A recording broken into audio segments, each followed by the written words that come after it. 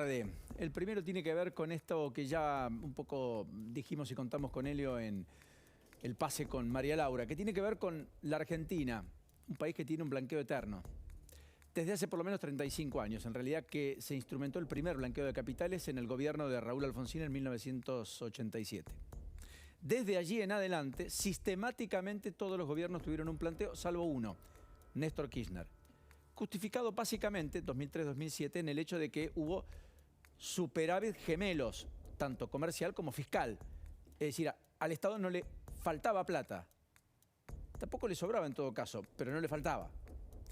Siempre que hubo faltante, siempre se echó mano a un blanqueo, a la idea de que lo que está bajo el colchón, lo que está en cuentas en el exterior, lo que está en caja de seguridad, alguien pueda utilizarlo con algunos beneficios. Por ejemplo, no recriminarle el origen de esos fondos, si son lícitos o ilícitos. Me refiero a negocios lícitos o ilícitos. Una cosa es un fraude al fisco, otra cosa es plata fruto del comercio ilegal de cocaína o drogas o tráfico de armas. ¿Se entiende? En general no hay una pregunta sobre eso. Lo que había era alícuotas. El primero de Cristina Fernández de Kirchner tuvo una alícuota del 1 al 9%. Mauricio Macri hizo otro de alícuotas del 10 al 15%.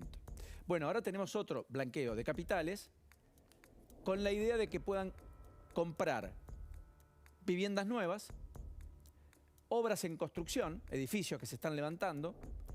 Hoy se conoció una modificación respecto a esa normativa que ya había salido el viernes pasado, y es que finalmente también se van a poder comprar casas usadas, en tanto y en cuanto sea para viviendas familiares, y hasta 2.7 del piso del pago de bienes, del piso del impuesto de bienes personales, sí, bien digo. Con lo cual amplía bastante la gama. Es un blanqueo para intentar incentivar la construcción, que no se frene. Fue uno de los que empujó el alza de la economía el año pasado. Es uno de los sectores más dinámicos donde cuando se crea empleo, básicamente está creando empleo de baja formación, de baja calificación. Por lo tanto, incorpora muy rápidamente mano de obra poco calificada, lo cual permite que muchos sectores encuentren allí el salvoconducto para saltar la pobreza, para dejar atrás la indigencia. En un sector que efectivamente tiene mucha marginalidad, pero que tiene casi 400.000 empleos registrados. Pero la novedad del blanqueo, en este caso, la de hoy, porque hasta acá es más o menos lo que veníamos observando en la historia, la alícuota es una alícuota en términos generales relativos bajo. Si lo haces en los primeros 90 días, a partir de ahora, pagás el 5%. Traes $100.000, pagás $5.000 y luego comprás la propiedad por $95.000 que se te ocurra. Insisto, usada en las condiciones que dije, para vivienda familiar, o nueva, o en pozo, un edificio para apuntalar la construcción de ese edificio, que la obra no se frene. Si lo haces entre el día 90 y el 180 vas a pagar un 10%. Y si lo haces después del día 180 vas a pagar un 15%. La idea es que lo hagan cuanto antes. ¿Por qué? Porque necesitan dólares cuanto antes. Acá hay una imperiosa necesidad de contar con dólares. Básicamente los primeros 6 meses, porque después ya viene en teoría la próxima cosecha, ya por marzo. Y en consecuencia llegarían dólares frescos y en buena cuantía y buena cantidad.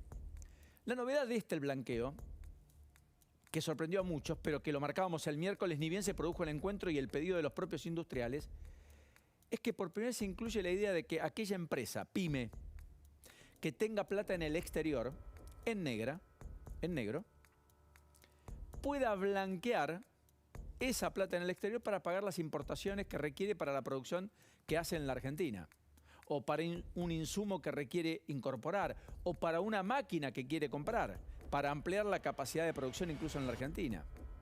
Uno podría decir un fin noble,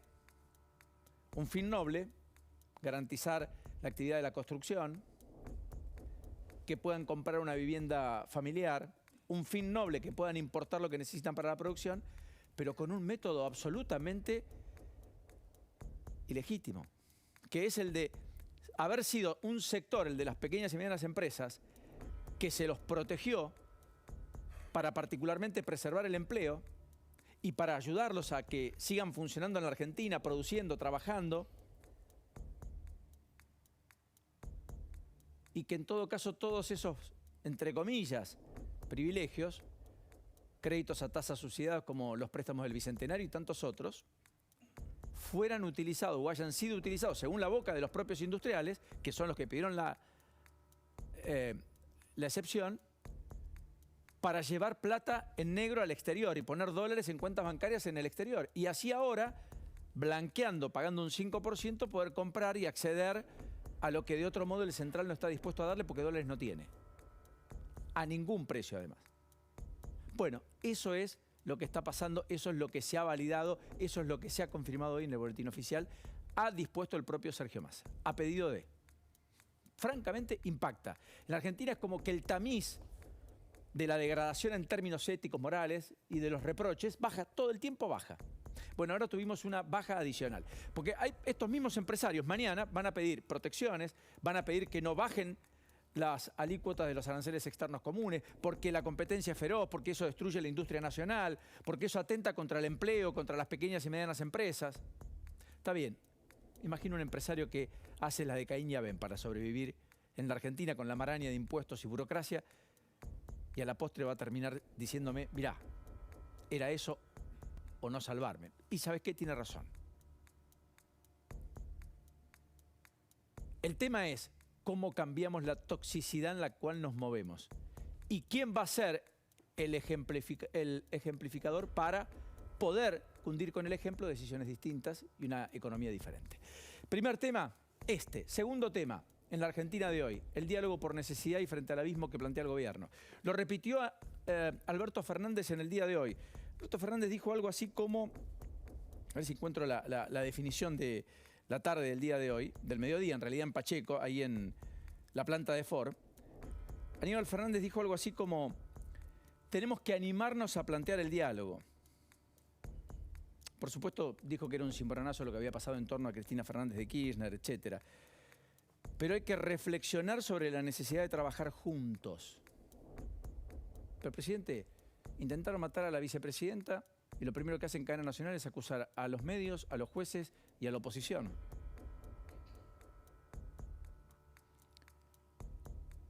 El presidente que habla de diálogo es el mismo que intempestivamente le cortó fondos a la ciudad cuando había un diálogo que hasta a Rodríguez Larreta le estaba pesando puertas adentro en la oposición por esa sinergia con el propio presidente. Y rompió, lo dinamitó los puentes. En el entorno de Cristina Fernández de Kirchner, porque el presidente sale después, salieron a plantear la idea del diálogo. Fue Cristina Fernández de Kirchner ayer, la que dijo, tengo que hablar con el distinto. Es más, así justificó su encuentro por caso con Melconian. Dijo, yo no comparto con él, pero lo bueno es eso, es discutir con el otro. Yo decía, muy bien, es extraordinario. El problema es que fue 8 años presidenta de la Argentina y no recibió nunca al jefe de gobierno de la ciudad, por ejemplo, de entonces, en un mano a mano. O durante 4 años del segundo mandato jamás tuvo un encuentro, una bilateral, una reunión a solas con Bonfatti, el gobernador de la provincia de Santa Fe, socialista. ¿Por qué? Porque era un signo opuesto. Entonces, lo que quiero marcar es, no es el kirchnerismo el que ha hecho una cultura del diálogo. ¿Cuántas veces vimos nosotros huellos? ¿Cuántas veces dijeron hay que ir contra? ¿Cuántas veces plantearon? 125. Hablaron de que eran grupos de tarea de los 70, ¿se acuerdan? Néstor Kirchner frente al Congreso, con Cristina. Así lo endilgaban a los productores agropecuarios por entonces. Basta escuchar a Moyano y otros. Salió Andrés Larroque y dijo, no sería malo que eso ocurra, no estamos en desacuerdo, pero debería tener sustancialidad. Eso pidió Andrés Larroque ayer, ministro de Desarrollo Social de Kicillof y hombre importante en la cámpora. Hoy sale Parrilli, el que ayer lagrimeaba al lado de Cristina Fernández de Kirchner cuando hace la reaparición pública, rodeada por los curas villeros que lo fueron a ver al propio Senado. Y el propio Parrilli es el que hoy dice que no hay que descartar un encuentro entre Cristina y Mauricio Macri. Es cierto. Porque no hay que tenerle miedo a las reuniones. Wow, yo pensaba, ¿cuántas cosas tuvieron que haber pasado para que esa impronta tome volumen y magnitud en el propio gobierno? Macri fue más díscolo, menos acuerdista, más belicoso después de la victoria del 2017. Para muchos a la postre la condena del tramo final de su gobierno. Alberto Fernández en la necesidad frente a la pandemia fue acuerdista. Donde hubo aire fue belicoso. Cristina en su mandato, cuando ganó con el 54%, fue por todo, ¿se acuerdan? Y hasta hablaban en su entorno de la Cristina eterna, con reforma de Constitución en el medio, sin la cual no hubiera podido ser reelecta de manera indefinida, con una justicia dicta, con el proyecto de reforma judicial de entonces, que curiosamente frena Massa en 2013. Quiero decir, la política no tiene como activo el diálogo. La política tiene al diálogo como última instancia. Bueno, yo creo que esta es una señal enorme de la debilidad en la cual está el gobierno, estructuralmente. Que Cristina pida el diálogo, que Alberto retome la hoja de ruta que abandonó hace ya más de 2 años, casi en simultáneo a que la pandemia empezaba. Frente, además, a la idea de que hay un abismo que está ahí a la vuelta de la esquina. Hay un precipicio. Massa, en todo caso, le llevó al gobierno a retroceder 2 pasos, pero el precipicio está ahí. Como decía Borenstein aquí con nosotros el miércoles, el día de la inflación, del 7% de inflación en agosto. Y el último título, por lo tanto digo, pocas cosas genuinas pueden surgir cuando el diálogo no está ungido en la convicción, sino en la imperiosa necesidad. Y el último título es la idea de halcones y palomas que están definiendo el perfil opositor. Y yo creo que allí la definición de Gerardo Morales es, en un todo, presidente del radicalismo, una definición respecto a la esencia de cuál va a ser el perfil de esa oposición. Porque Morales dice, bueno, miren, los halcones no podrían manejar o no pueden manejar ni un auto en una calecita. Morales se lo está diciendo a quién, a Patricia Bullrich, a Cornejo dentro de su propio partido, a Mauricio Macri. ¿Quiénes son los halcones? A Waldo Wolf, a Fernando Iglesias, ¿a quiénes más? A Carrió también, ¿lo incluye? Fernando Sánchez. Dentro del radicalismo, ¿cuántas otras eslabones encuentra? Pero además, Morales dice, como presidente del radicalismo, antes de que Macri, el expresidente, publique un tuit, debería consultarme. Le pedí que me llame. Morales llama a Macri, consulta a Macri, a la inversa, lo consulta a Rodríguez Larreta, los jefes se consultan. Para eso tiene una reunión de mesa nacional. Lo que está describiendo Morales, me parece, es casi sale por elevación porque una legisladora de él levantó la mano y el consenso fiscal se pudo hacer en la Argentina, que va a permitir aumento de alícuotas de ingresos brutos en buena parte del país, en 21 provincias que lo validaron, gracias a que, entre otros, fue el que endurece el tono opositor, pero al mismo tiempo, por lo bajo, acuerda con el oficialismo ciertas reglas de juego que incluso lo benefician. Y hay mucho ruido en torno a la interna entre halcones y palomas que no es Patricia Bullrich por un lado, Rodríguez Larreta por otro dentro del PRO, con Macri todavía presidente pero no tanto, que reaparece el domingo con Luis Majul aquí en la cornisa, sin ir más lejos, y que nunca se retiró además ni se replegó. Lo que quiero decir es un debate más profundo, es un debate entre aquellos que entienden que la Argentina del futuro va a requerir una construcción de mayorías que inexorablemente lleva a conformar una mesa grande que incluye a muchos, y los que sienten que si sin cambios trascendentes en la pulsión política noble, después de la victoria con ese plafón y esa chequera que no está en blanco, sino que tiene que ser fruto de lo que se le dice a la gente de lo que hay que hacer, pueda ser realizada para, transformando algunos esquemas estructurales de la Argentina, salir adelante. Haciendo reformas estructurales, reforma previsional, de seguridad social, laboral, impositiva, pónganle el título que ustedes quieran, pero reformas, ninguna de las cuales está planteada por este oficialismo ya en repliegue o pensándose cómo seguir adelante con otra conducción, con otros candidatos, discutiendo la competitividad electoral a futuro y demás, siempre y cuando haya un gobierno que además transite los próximos días de un mejor modo de lo que ha hecho hasta aquí. Bueno, así las cosas, creo que estos 3 ejes nos están básicamente inundando de información durante todos estos días y no nos van a dejar fácilmente, porque son discusiones más bien que están en el corazón de la discusión pública en la Argentina. Y nos vamos rápidamente al encuentro de Carla Ricciotti.